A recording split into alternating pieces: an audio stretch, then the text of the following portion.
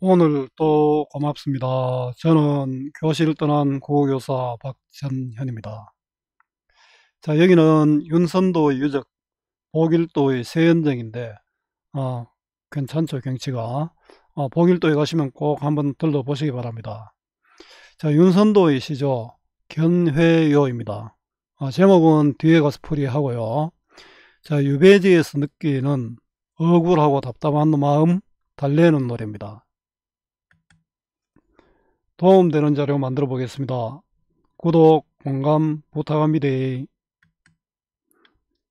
길잡이입니다. 유배지에서 느끼는 억울하고 답답한 마음 달래는 노래. 임금과 부모를 생각하는 마음, 윤선도 시조 견회요 해석. 자기를 귀양 보낸 임금을 그리워한다는 것, 지금은 상상도 할 수 없는 일입니다. 이이첨 등 집권 세력을 규탄하는 상소를 올리고 탄핵당한 윤선도는 함경도로 귀양 갔습니다.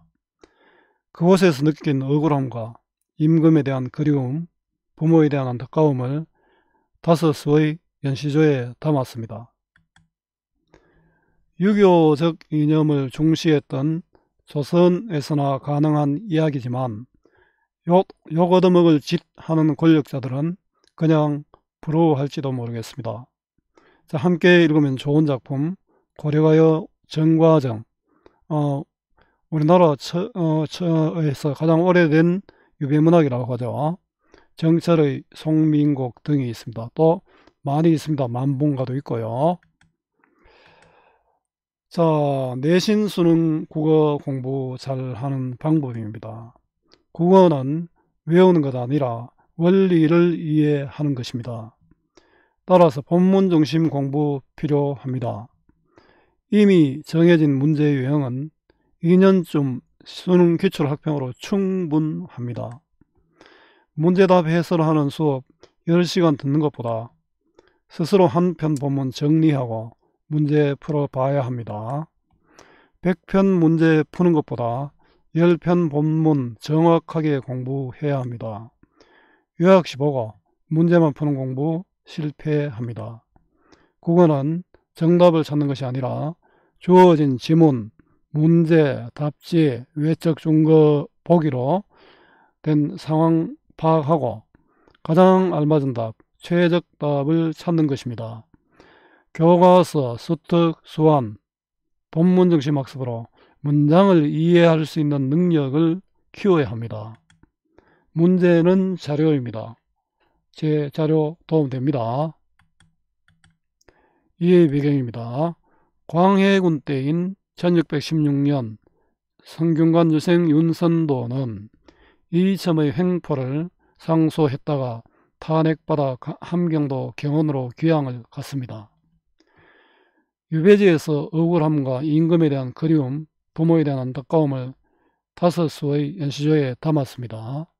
이 작품에는 나라와 임금을 근심하고 어버이를 그리워하는 절절한 심정이 드러나 있습니다.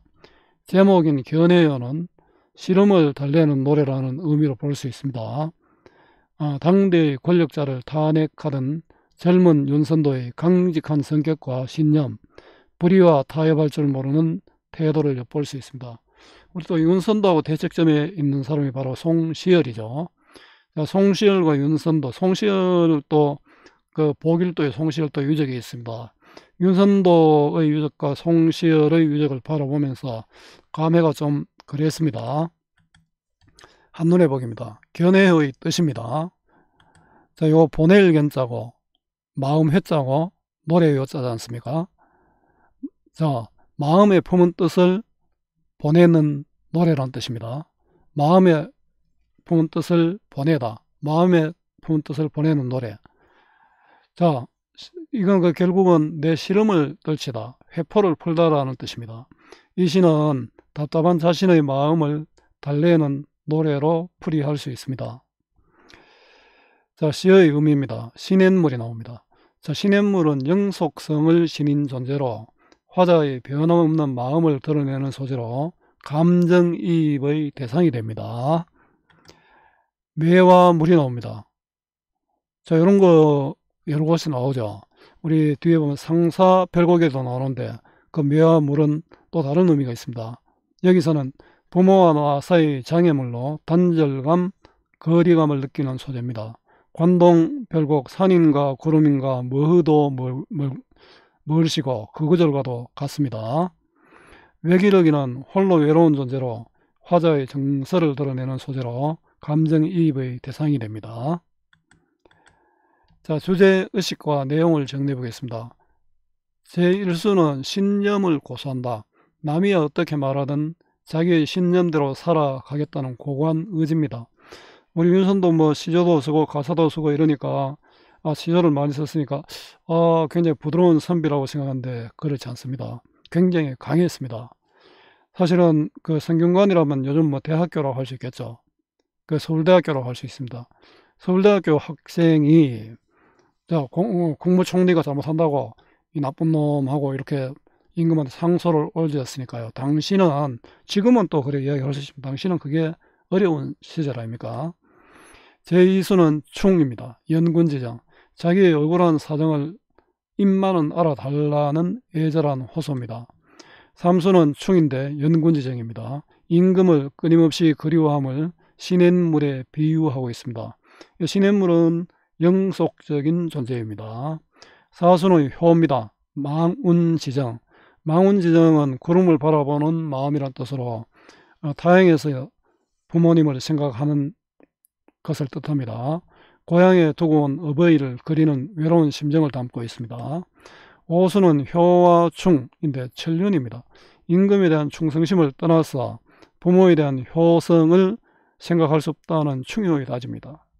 자, 임금이 먼저다 이런 거죠. 자, 충이 유교적 이념이 굉장히 강조되고 있죠. 작품 읽기는 넘어가겠습니다. 현대어 풀이도 같이 있습니다. 감상하기입니다. 슬프나 즐거우나 옳다나 그르다나. 자, 그르다는 잘못되었다, 옳지 못했다는 거죠. 잘못되었다. 요거는 다른 사람들이 나에 대해 하는 말들이 뭐 이렇게 하는 경우가 많았겠죠. 남들이 나에게 대해 하는 말들을 열거하고 있습니다. 슬프다, 즐겁다, 옳다, 그러다 하나 내 몸의 할 일만 닦고 닦을 뿐이언정. 내 몸의 할 일은 신념과 소신을 지키는 일입니다. 자, 나라와 임금에 대한 우국충정입니다. 나라에 대한 임금에 대한 우국충정. 지금 귀향을 왔으니까 귀향지에서 뭐 남들이 이런저런 말을 하는데 나는 내 할 일을 하겠다. 그 밖의 연함은 일이야. 연함은 다른 일이죠. 나머지 일이야. 분별할 줄, 생각할 줄, 근심 걱정할 줄 이시랴 없다. 자, 의문형으로 강조하고 있죠. 서리적 표현입니다. 대조적 시어 할 일과 연함은 일. 연함은 일은 내가 하지 않아야 되는 일이죠. 자, 서리적 표현으로 자신의 신념대로 살고 싶음을 강조하고 있습니다. 신념에 충실한 삶을 살고 싶은 의지. 요거는 믿을 신자가 신이라 할 수 있겠죠. 이수로 갑니다. 요거 현대어로 풀이하면 이렇습니다. 슬프나 즐거우나 옳다나 그러다 하나 내 몸의 할만 닦고 닦을 뿐 그 밖의 다른 일이야 생각할 필요가 있겠는가? 자, 이수입니다. 내가 한 일 망령된 줄을 나라고 하여 모를선가. 내가 잘못된 줄을 나도 안다. 자, 한 일은 집권 세력 이점의 횡포를 고발하는 상소를 올렸습니다. 망령은 분수에 지나치다. 요 오타네요. 나도 그게 잘못된 줄 안다. 그 모를선가 서리법으로 강조하고 있습니다. 이 마음 어리석음도 님 위한 탓이로세. 내가 이렇게 어리석게 한 일도 님을 위한 것 때문이다. 임금에 대한 충성심 때문이다. 다른 사람이 이거는 화자를 모함하는 사람입니다. 아무리 말해도 아무리 나를 모함해도 헤아려 보소서. 님이 헤아려 보소서. 임금님이 살펴주소서. 자, 생각해 주소서. 임금만은 마음 알아주기를 바라는 심정이죠. 자신에 대한 반성과 임금을 향한 충성심과 결백 호소입니다. 충입니다. 나의 일이 잘못된 줄 나라고 하여 모르겠는가? 이 마음 어리석은 것도 모두가 임금을 위한 탓이로구나. 그 누가 아무리 헐뜯어도 이미 헤아려 주소서. 자, 삼수입니다. 추성 진호루 밖에, 추성은 함경도 지명입니다. 그 누가 이름이죠. 추성에 있는 진호루 밖에 울어예는 저 시냇물아, 울면서 지나가는 저 시냇물아, 울며 흐르는 저 시내야. 시냇물은 그래 내 감정이 담겼죠. 그냥 흘러가는데 니도 울고 있구나. 내가 우니까요. 그러면 이 시냇물은 객관적 상관물이 되겠죠. 이렇게 불렀습니다. 부르거나 대답하는 말이 있으면 우리 don어법이라 합니다. don어법이라는 말 자체를 묻지는 않겠지만 자, 위와 같은 표현 방식으로 된 것은 이런 식으로 문제가 나옵니다. 또 이래는 나올 수 있습니다. 이렇게 부르면서 자신의 감정을 효과적으로 드러낼 수 있다. 이렇게 되겠죠. 자, 왜 자기가 우느냐? 임금이 내 마음을 몰라주어서 내가 운다는 거죠. 무엇을 하려고 주야에 흐르느냐? 무엇을 하려고? 계속 흐르느냐? 밤낮으로 계속 흐르느냐? 서리적 표현으로 시냇물의 지속성, 영속성을 강조하고 있습니다. 님 향한 내 뜻을 쫓아, 님 향한 내 뜻, 임을 향한 충성심이죠. 이런 걸 우리 일편단심이라고 이야기합니다. 내 충성심을 쫓아 거칠 때를 모르는구나. 나도 내 마음의 충성심도 끊어질 때, 내 마음의 충성심, 임금을 향한 마음도 끊어질 줄을 모른다. 시내가 그치지 않는 것처럼 나도 임금을 그리워할 것이다. 자, 임금을 향한 변함없는 충입니다. 경원성 진호로 밖에서 울며 흐르는 저 시냇물아, 무엇을 하려고 밤낮으로 흐르느냐? 임을 향한 내 뜻을 따라 그칠 줄을 모르는구나. 자, 사수입니다. 매는 길고 물은 멀고.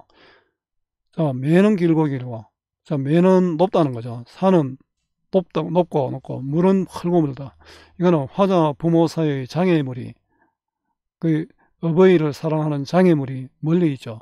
유배지에서 있는 화자의 처지가 드러납니다. 거리감이 있죠. 매는 길고 물은 멀고 비슷한 구절이 반복되는 것, 이걸 대꾸법이라 합니다. 대꾸법이 생기면 운율감이 생기겠죠. 요거하고 똑같은 게 의미가 다른 것이 상사별곡의 매와 물입니다. 매는 높고 물은 깊고 우리 사랑이 높고 저 사랑이 물처럼 깊어진다, 이런 뜻으로 쓰인 것이 있습니다. 어버이 그린 뜻은, 자, 어버이 그린 뜻, 요거는 자식이 객지에서 고향에 계신 어버이를 생각하는 마음인데요. 요걸 우리 한자성어로 망운지정이라고 이야기합니다. 많고 하고 많고 계속 많고죠. 우리말을 반복해서 하고 또 변조했죠. 반복하고 변조하면은 운율감이 생기고 어떤 미적인 감각, 문학적인 감각이 느껴집니다. 어디서 외기러기는 울고 가나니, 외기러기는 이거 감정이입의 대상입니다. 자, 왜 어디서 기러기는 또 울고 간다? 나도 눈물이 난다는 거죠. 어버이를 그리워하는 마음이고요. 어버이를 뵙지 못하는 안타까움이 드러납니다. 자, 귀향지에서 부모를 생각하는 간절한 그리움, 이거는 효가 되겠죠. 자, 5로 넘어갑니다. 현대풀이 읽겠습니다. 산은 길고 물은 멀고 부모님 그리한 뜻은 많기도 많고 어디서 외기러기는 슬피 울고 가는구나. 나도 운다는 거죠. 자, 5수입니다. 어버이 그리워할 줄 처음부터 알았건만. 효심이죠. 자, 효심은 처음부터 알고 있었다. 임금 향한 뜻도 하늘이 생기게 했으니 임금을 향한 뜻 충성심이죠. 하늘이 생기겠다. 이건 천륜이다. 임금에 대한 충성은 천륜이다. 진실로 임금을 잊으면 그것은 그것도 임금을 잊는 것도 불효인가 하노라.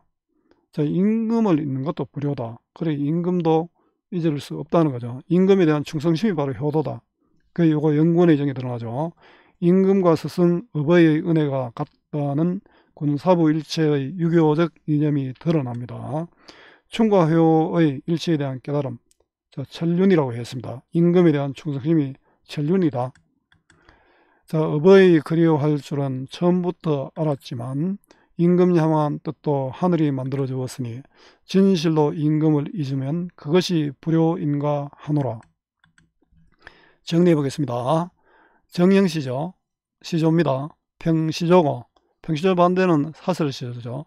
연시조 반대는 단시조, 또 서정시, 개인의 마음을 담은 서정시고, 운문으로 된 운문시입니다. 성격은 영군적이고 또 우국적이고 유교적 이념, 충과 효에 충실하고 있습니다. 주제는 어버이를 향한 효심과 임금에 대한 충성심, 우국충정과 어버이에 대한 그리움, 임금을 향한 충성심과 부모를 생각하는 사친, 사친은 부모를 생각한다는 뜻입니다. 부모를 섬긴다는 뜻입니다. 사친가라고 또 뒤에 나올 겁니다. 자, 특징입니다. 자신의 신념대로 행동하는 강직한 성격, 불의와 타협할 줄 모르는 정의감, 임금에 대한 충성심, 부모에 대한 효심을 담은 시조입니다. 관념, 충과 효죠. 관념과 정서를 직접 드러내지 않고 적절한 상징과 비유법을 사용하여 문학적으로 형상화했습니다. 우리 사랑이란 말이 한마디도 안 들어가고 사랑을 전달할 수 있다면 상대방이 감동하겠죠. 충과 효를 강조하는 유교적 이념이 나타납니다. 1수는 신념, 2, 3수는 충, 4수는 효, 5수는 충과 효의 일치, 그리고 천륜이란 말이 나왔습니다. 일치를 보여주고 있습니다. 시어 식구를 반복하여 형식적 운율과 화자의 정서를 효과적으로 드러내고 있습니다. 화자가 지향하는 삶의 자세와 대상에 대한 그리움의 정서가 드러납니다. 자, 화자가 지향하는 신, 충, 효 이런 게 있었죠. 대상, 임금과 부모님에 대한 그리움이 나타납니다. 감정이입을 통해서 화자의 정서를 효과적으로 드러냈습니다. 감정이입, 시냇물과 하나는 지금 갑자기 안 떠오르는데 두 가지가 나왔죠.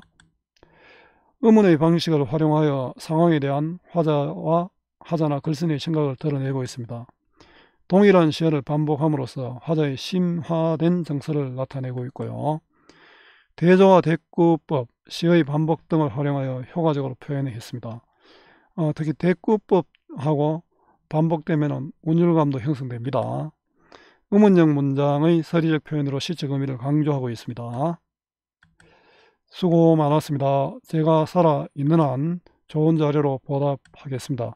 네이버 구글 다음 어디서나 검색은 박전현입니다.